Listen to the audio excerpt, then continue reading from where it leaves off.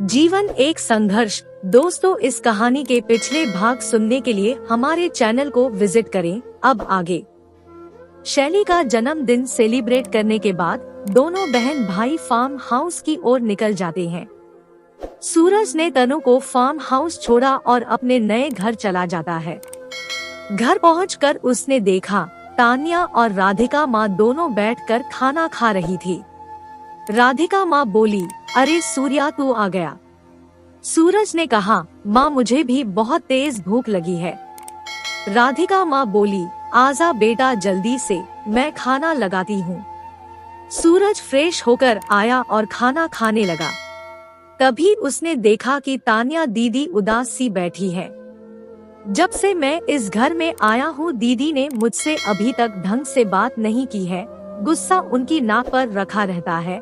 मैं भी डर की वजह से उनसे ज्यादा बात नहीं करता हूँ। तान्या दीदी, आपको क्या हुआ है? मैंने दीदी से पूछा। तान्या बोली, तुझे क्या फर्क पड़ता है मेरी उदासी से? तुझे तो कंपनी और फैक्ट्री की बिल्कुल फिक्र ही नहीं है।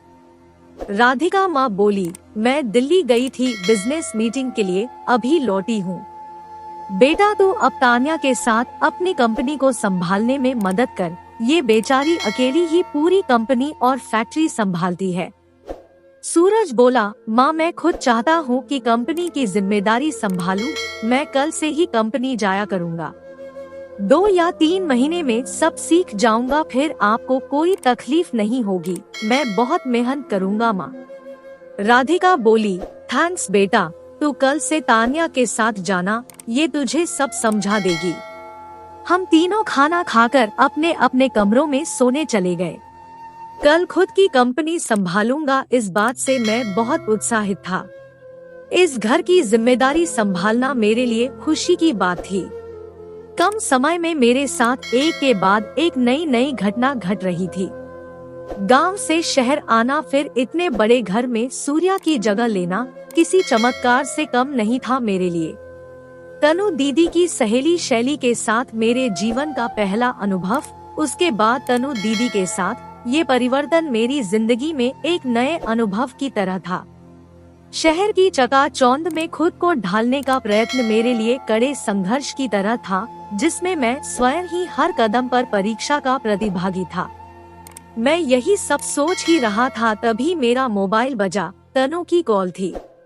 रात के 11 बज रहे थे। मैंने तुरंत फोन उठाया। तनु बोली, हेलो सूरज, सोए नहीं अभी तुम? सूरज ने कहा, दीदी नींद नहीं आ रही थी, आप भी अभी तक सोई नहीं? तनु बोली, आज नींद नहीं आ रही है सूरज। सूरज बोला, दीदी सो जाओ, आप बहुत थक गई होंगी, कल मैं आऊंगा घर पर। तनु बोली, ओके सूरज, कल जरूर आना, मैं इंतजार करूंगी।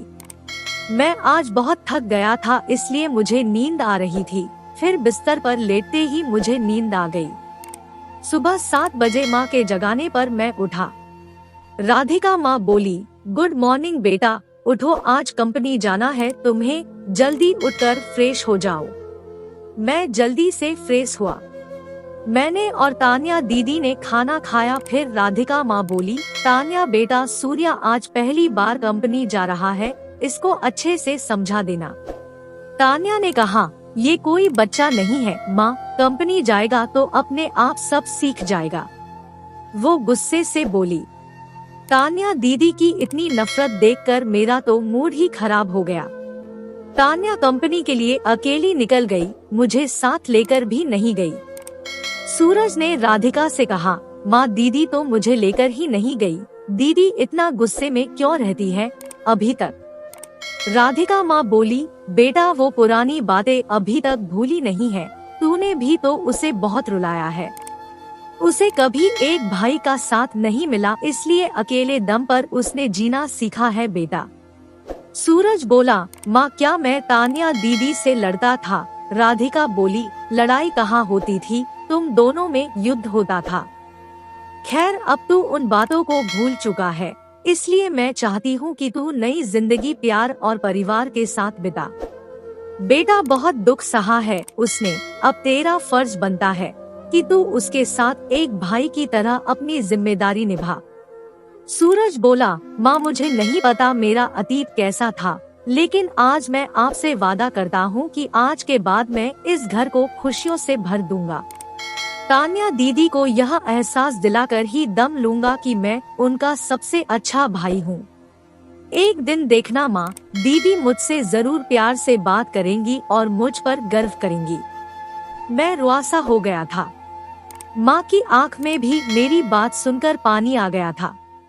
मैंने माँ की आंखों से आंसू साफ किए तो माँ ने मुझे गले से लगा लिया। राधिका माँ बोली, बेटा आज मैं बहुत खुश हूँ। पहली बार तेरे मुंह से यह बात सुनकर धन्य हो गई। शायद भगवान ने मेरी सुन ली और मेरा बेटा मुझे लौटा दिया।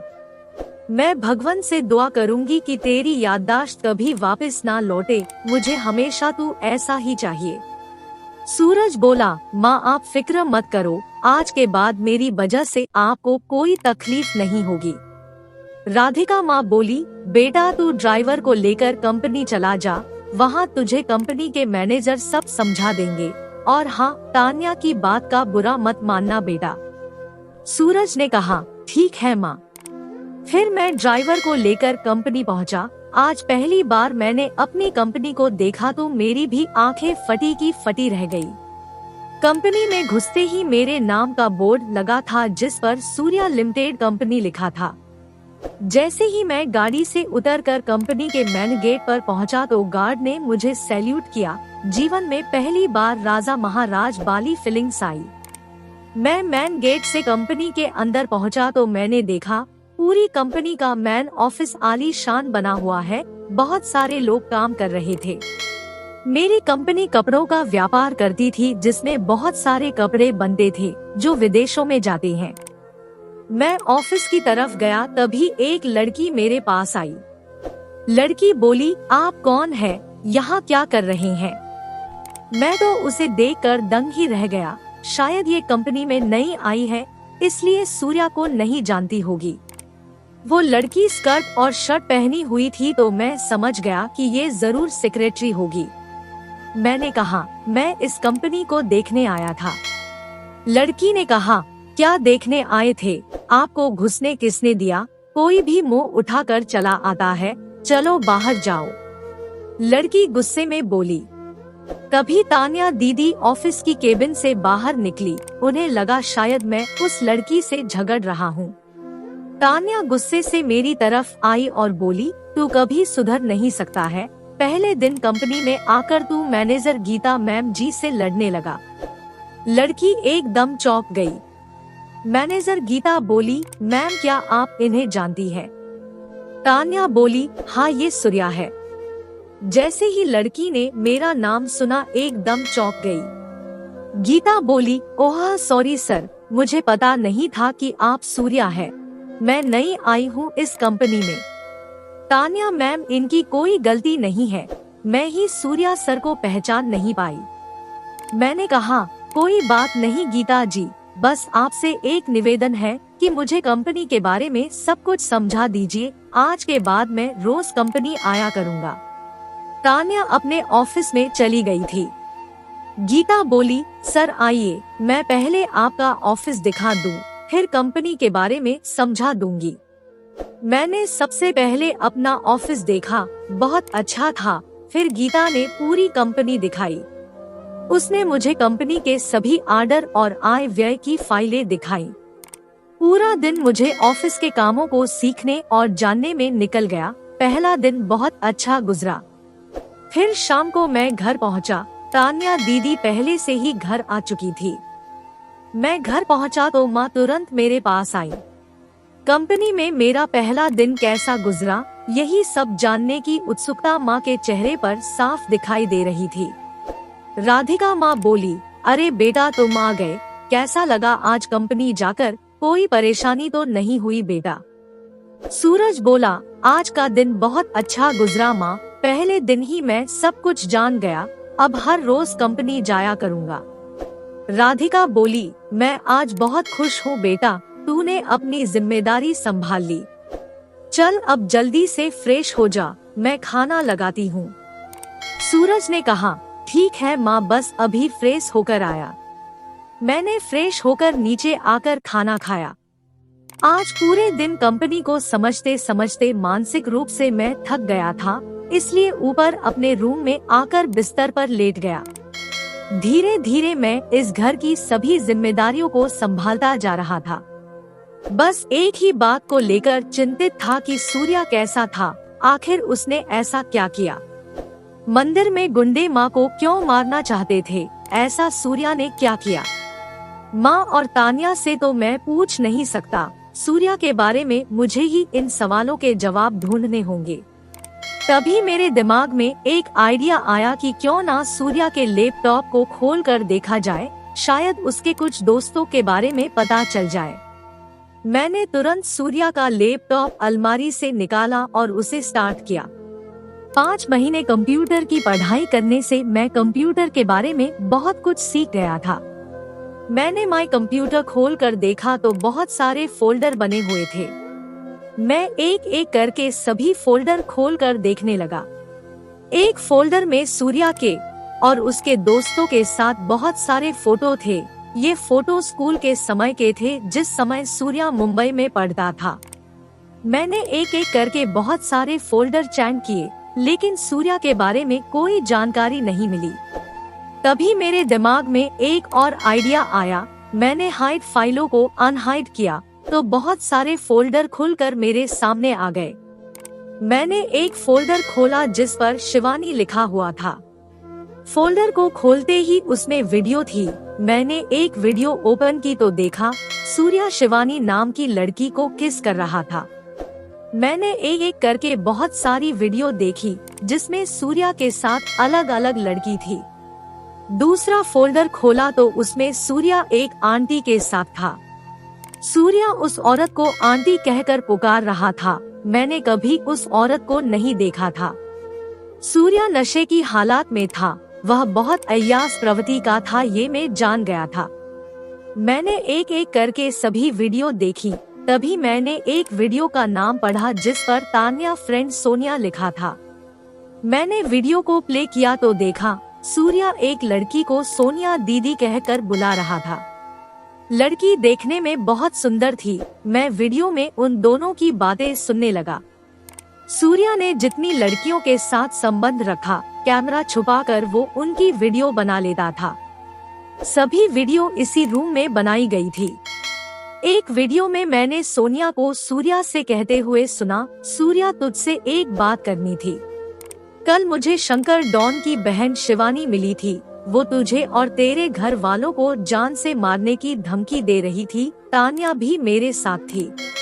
तान्या को पता चल गया है कि तूने शंकर डॉन की बहन शिवानी को शादी का झांसा देकर उसके साथ कई बार गलत काम किया है। वो बहुत खतरनाक लोग हैं, तुझ पर जानलेवा हमला भी कर सकते हैं, तू थोड़ा सतर्क रहना। सूर्या ने कहा, मुझे नहीं पता था कि वो शंकर डॉन की बहन है, वरना मैं कभी उसके साथ ऐसा नहीं करता। खैर अब जो होगा वो देखा जाएगा, मैं उन लोगों से डरता नहीं हूँ। सोनिया बोली, फिर भी ध्यान रखना, वो लोग इस शहर के नामी गुंडे हैं, माँ और तान्या को नुकसान पहुँचा सकते हैं। इतना कहकर सोनिया रूम से चली गई और वीडियो भी खत्म हो गई। वीडियो देखकर बहुत सी बातें साफ हो गई थी कि सूर्या अपने मजे के लिए लड़कियों का शिकार करता है। अपने मजे के लिए वो लड़कियों को फंसाकर उनकी वीडियो बना लेता था ताकि उन्हें ब्लैकमेल कर सके। शिवानी शंकर की बहन है जिसे सूर्या अपने जाल में फंसाकर उसके साथ गलत करता था। ये बात उसने अपने भाई शंकर को बताई होगी तो उन्होंने ही सूर्या को गायब किया है। और उस दिन मंदिर में माँ के ऊपर हमला उन्होंने ही किया था और मुझे देखकर चौंक भी गए थे। इसका मतलब वो लोग सूर्या को पहले ही ठिकाने लगा चुके हैं, इसीलिए मुझे जिंदा देखकर उन्हें हैरानी हुई होगी। लेकिन अब सोचने वाली बात ये थी कि उन्होंने माँ पर क्यों हमला किया। ये बात राधिका माँ और तान्या दीदी तो मुझे बताएगी नहीं, मुझे सोनिया को ढूंढना पड़ेगा, वो ही मुझे पूरा रहस्य बता सकती है। दोस्तों, इस कहानी का अगला भाग देखने के लिए चैनल को सब्सक्राइब करें और कमेंट करके हमें बताएं कि ये कहानी आपको कैसी लगी। कहानी सुनने के लिए आपका बहुत बहुत धन्यवाद।